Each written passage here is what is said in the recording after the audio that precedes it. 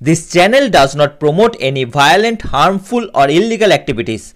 All content provided by this channel is meant for an educational purpose only. Police সব রকম ভাবে সর্বশক্তিতে তদন্ত করছিল। সেখানে সরকারকে মেলাইন করার জন্য রাজনৈতিক উদ্দেশ্য প্রণোদিতভাবে কিছু বাম, কিছু অতি বাম, কিছু অন্ধ তৃণমূল বিরোধী এবং কিছু একাংশের চিকিৎসক তারা যেভাবে মানুষের আবেগকে বিভ্রান্তিকর পথে বিপথে চালিত করছিলেন, আজকের রায় প্রমাণিত হলো কলকাতা পুলিশের তদন্ত সঠিকভাবে সঠিক পথে ছিল। মাঝপথে সিবিআইকে দেওয়া হয়েছিল এবং সিবিআই তদন্তেও কলকাতা পুলিশের তদন্তটাই মান্যতা পেয়েছে। আন্দোলনরত কিছু চিকিৎসক, একাংশের চিকিৎসক বিরোধীরা যা বলছে সেটা শুধুমাত্র মানুষকে বিভ্রান্ত করার জন্য বলছে।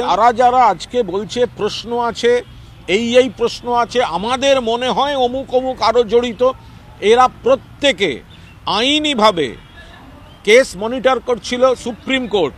প্রত্যেকটা শিবিরের আইনজীবী ছিল সুপ্রিম কোর্টে, সেখানে তাদের যা যা বলার সবটা বলেছেন। তারপরেও তাদের এই আমার মনে হয়, আমি শুনেছিলাম, আমার ইচ্ছা অমুক গ্রেফতার হোক, সুপ্রিম কোর্ট এগুলোয় হস্তক্ষেপ করেননি। সেই কারণেই তদন্ত এবং বিচার প্রক্রিয়ায় সুপ্রিম কোর্ট হস্তক্ষেপ করেননি।